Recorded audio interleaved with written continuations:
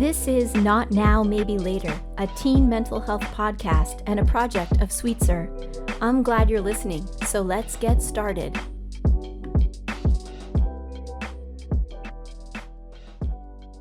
Hello again. This is the bonus episode that is meant to go with episode 3 about what is therapy. In this bonus episode, I'm going to walk through a handful of therapy types that are commonly available and used especially with teens, and I wanted you to hear a little bit about each.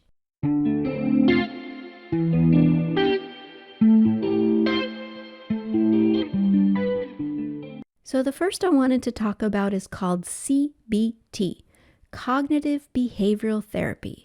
This one's been around a while, has been researched, and is considered evidence-based. And cognitive means how we think, behavioral means how we act. And this therapy is built about working on things that are affecting you now and the connection between what you think and feel, how you act. This therapy is especially good if you're more interested in focusing on how you're going to change your stuckedness now, and doesn't necessarily go back into the past and talk about things that have happened to you before.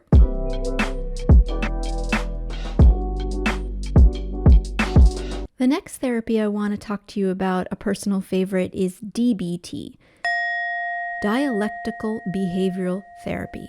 DBT is a little bit newer. It's a relative of the one I just went over, CBT, and it was sort of updated to include some stuff that goes beyond just talking about how you think. And a big part of that is the practice of something called mindfulness. Mindfulness is the idea of learning how to focus on the present moment and not getting caught up in running away with what you're thinking or feeling. DBT is meant to be provided both in individual therapy and by going to DBT groups. So when you're looking for DBT, ideally you're going to pair those two things up to have the most gain.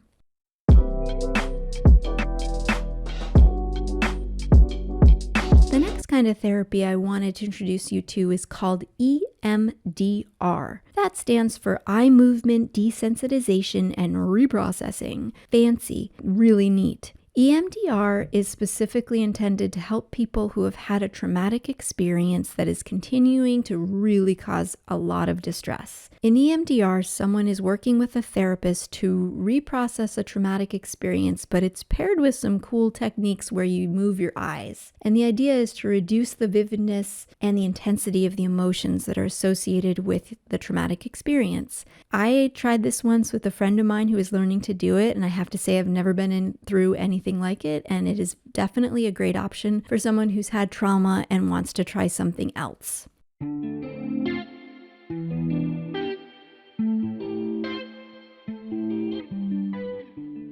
The next cluster of therapies I wanted to brag about, because I'm proud of people for doing this therapy and for getting this therapy, is creative therapies. So under this one, you'll find art therapy, music therapy, writing therapy, dance therapy. Basically, you can get therapeutic help by doing something creative with someone who probably is pretty creative. And in creative therapies, it's sort of a really great place to explore how you express yourself, learn more about who you are, and develop new coping skills.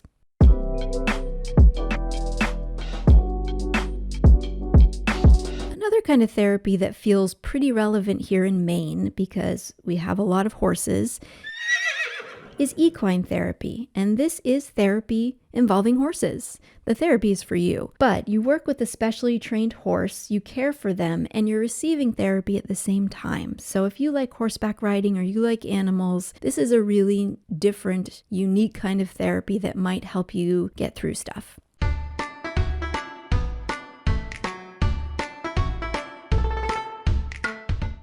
The last kind of therapy I wanted to put out there in this bonus episode is drug and alcohol counseling. Drug and alcohol counseling is provided with someone with an LADC, licensed alcohol drug counselor. And in substance abuse counseling, what you're going to do is learn how addiction affects your brain, build skills for real life, and try to avoid relapsing after you've gotten sober. Maybe get around to exploring the causes of why you started using or you use, and then when it spiraled. So again, you need to find someone with this kind of training to receive formal, effective drug and alcohol counseling.